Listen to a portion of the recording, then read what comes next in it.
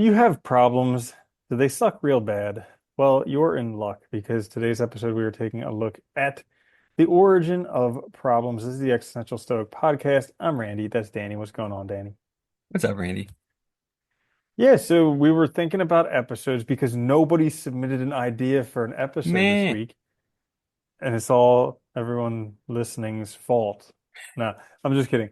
But basically, we are open to ideas that you have for episodes. So if you have any ideas for episodes you'd like to hear, you can post in the comments. You can send us an email in the show notes. So we'll be more than happy to do episodes, answer questions you might have, all that fun stuff. yeah, I like Now, answering direct questions. It's nice. it is cool. It gives it kind of like a back and forth type of Yeah. feeling to the episodes. So today we're talking about the origin of problems because, I keep getting deceived into this happily ever after type of thing where I think one of these days I'm going to solve all my problems and not have any more. You know, I was thinking about that. It is funny how you don't, you don't realize it obviously when you're younger because it makes sense. You're in the process of growing up, but like so much of the issues with how we sort of interpret the world stems from stuff we picked up when we were younger and stuff we're sort of fed every day from around us, like socialization, social conditioning, right? Like all these movies we see, and they're great, right? Like even not just kids' movies, you always have like the thing of Disney and stuff. There's always that happily ever after, right? Literally. Like they meet and that's it. Everything's great after that, you assume. But even in like romantic comedies, even like most action movies, there's a point at which like the audience is left to assume that everything worked out and everybody's good. And that's not really an accurate picture of life. And I think And that's a big part of it. yeah, and worse than that is that when your life doesn't look like that, you feel like there's something wrong with you. Well, and I think that's kind of I think that's one of the biggest problems too now with like the amount of media we have between social media, like all the streaming services, the news, everything. We're constantly seeing stuff and we still kind of like, I think, interpret it with this incorrect interpretation that goes back to like those happily ever afters. So we see like, social media and you see somebody's Facebook or something, you see their great vacation and you think their life must be awesome, right? Because you're not thinking about the whole life. You're only seeing one little part of it. And I think that it really is like it's interesting how much I think that has like just messed up our ability to like have a real, I don't know, like a real sense of our lives and what to expect, expectations. Because Hmm. problems have always And been there, right? I mean, like you can't. There's always gonna be. I mean, that's what we're problem solvers. I mean, that's what we but it's do. like easy to look at those examples like the social media things and you see these celebrities and whatever doing whatever and you're like, "Oh, if only I had money, then all of my problems would Yeah, disappear." Or if only I had that car or that house or that partner, then all my problems would be gone. And I get suckered in this thing all the time because I make myself miserable that I don't have these things and then, yeah, I I think do one that day I'll too. be happy. Especially when like it's particularly bad when I'm in like when I'm already in like a mood, like when you're already like tired or something or already feeling depressed, like it gets really bad. But yeah, it's easy. I think it's really easy and really problematic. But when we're not feeling good, to quickly find things to blame. And it's Yeah. always these simple things like, oh, it's money. And money's an easy one. Yeah. I mean, if you don't have enough money, it's hard, granted. But that's not going to suddenly make everything better. It's not going to change you as a person. It's not going to change your situation. It's not going to change It's just going anything. to change what your problems are. Yeah, Like, no exactly. longer is buying things a problem, but guess what? Relationships are problems. Work Yeah. is a problem. All Your right. legacy is a problem. Keeping your money and not going broke is a problem. All these different things. And it always But cracks me that we made things so hard yeah, because it's just all us. I mean, yeah. I'm happy that you touched on when you're not feeling good, how it can get so much worse. Because you know how they say there's like that they say like when you're hungry, angry, lonely, or tired yeah. to like whatever. Well, I actually was thinking about it because also when you're in pain, it can make you feel worse. And so if you put the P at the beginning of halt, then it spells fault, like the cool funky way with PH. Oh, So nice. it's not your fault if you're miserable if have any of those things going on. It is And true though. I've been thinking about that recently because like when I get down, I used to beat myself up a lot, and I still do a pretty darn good job of beating myself up.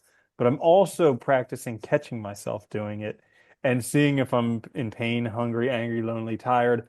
And even if I'm not, just being like, hey, you know Yeah. what? In a week, if I get 5 good days and 2 bad days, that's great. So this must be one of the bad days, and just not beating myself up about it. No, it is good. Like letting yourself have that opportunity to have a bad day, right? And not I do the same thing too. It's hard. But catching I notice I can catch myself faster now, which is good. But I think it's also I don't know, I was thinking about that the other day. Like I think it's also because when we are any of those things are affecting us, you're in pain, you're tired, hungry, whatever, right? Your your energy levels are already lowered.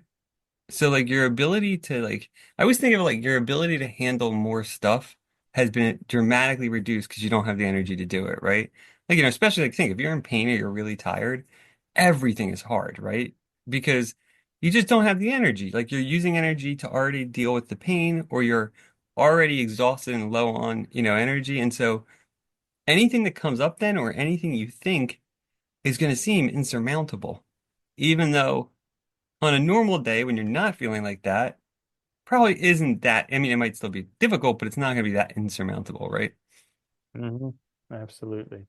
So then we come back to what's the origin of problems? And yeah, I was thinking about it because I there was this book that I was reading, uh, and it was talking about all you have to do is accept all that is unacceptable. Hmm. And I was like, Very oh, Taoist and like, yeah. yeah, right. How about that? But that's kind of it because problems come because you don't accept something.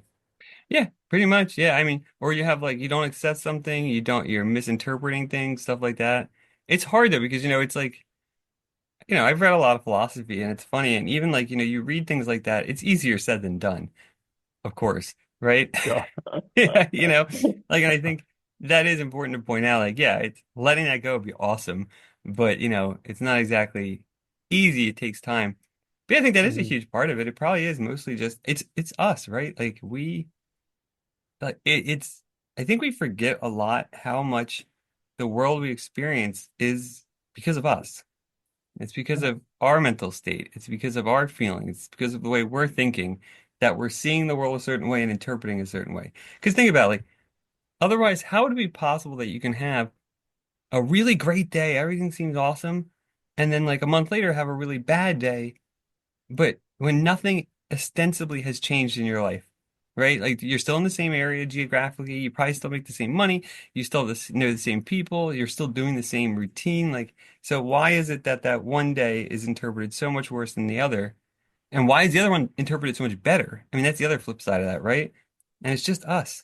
It's just our brains. And I think if we realize that, and it's just like I think, the existentialist ones like Camus and Mythicists is all about this, right? Our power of interpretation is really, really powerful. I mean, we can do almost anything with it and change things dramatically just by reinterpreting them. Yeah. I like what you said there. It's part of being human. Like as humans, we get to have problems. We make mistakes all the time. But I was also thinking about how you were talking about like why some days it's good and some days it's bad. And it's kind of like, because as humans, we try and maintain this like homeostasis, this like golden mean. And Yeah. so when we go too far away from the mean, it's painful or problematic. Or if we go too far in the other direction, painful or problematic. So maybe the problems exist to kind of help keep us on the tight and narrow. No, it's funny you say golden mean too, because that's like what Aristotle says about virtue, right? Like the reason we should be virtuous, or one of the main benefits from it, is that we get a balanced state, right? You have balanced character. And so you're better equipped to deal with the regular ups and downs of life. Like he knew that like, life is even if you're a wise person, even if you're completely virtuous, people are still going to die. Things are still going to happen, mountain might still explode with a volcano, whatever, right? Things are still going to occur. And so, but if you have virtue, if you have strong character, you're going to be more equipped to deal with that in a level way. Right, and not be thrown to those extremes where I think most of us are thrown to the extremes, right? We're either wildly happy or wildly depressed. And that middle state, I think that's the other, maybe it's because we also look for we look for the extreme of happiness, I think, because I think a lot of us interpret happiness as that more extreme state, when really it probably shouldn't be. That might be like maybe a problematic state, like equivalent to, almost like depression, right? Where like you have these extremes. And so really more of a balanced kind of middle would be better of an interpretation, if that makes sense. It does make sense. And I was thinking about this week, this like concept of perspective, because maybe we have these problems because we're so focused on our life. Like Yeah. I was contemplating like, young kids who join the military and they go like literally risk their lives for a president that they may not even enjoy or a ruler they may not even like. And so I Or was values looking they at might that. not even agree with. Like, Yeah. you know, And I was looking at that and I was like, what could possibly make someone okay with doing that? And I was like, well, maybe if they don't think, because we're so like closed down that we think that our time frame is only our life or whatever is going on today or this moment. But like if we kind of zoom out to like all of the history of humanity or of the universe or of all of that stuff, then really whether you die or don't die today is kind of inconsequential because in the grand scheme of things, you've been dead for 99.99999% of yeah. the history of Yeah. the everything. So it's maybe we just, we take life too seriously. I think we do. Isn't that the bitch of it though? Because it's like that's the other problem, right? If you kind of like pull yourself back from like that perspective of like the cosmos and stuff, nothing means anything. Humanity means nothing, right? I mean, like we're eventually the sun's gonna explode, all of this universe is gonna go away, like everything, right? So you can't find meaning there. And this was Camus' point, right? Like we always want to know what the purpose and meaning of life is, but we ask the world and the universe is always silent. And it won't say anything, right? It's not going to respond. But then when you come down to the narrow perspective, like you're saying, of our lives, everything has this like crazy importance because, and I think you're right, it's just this perspective, right? That we can't see ourselves from that broad perspective all the time. And it would be hard probably to live like that all the time. And then in the narrow perspective, everything takes its immediate importance because it seems like everything has a consequence that's directly affecting us. Yeah.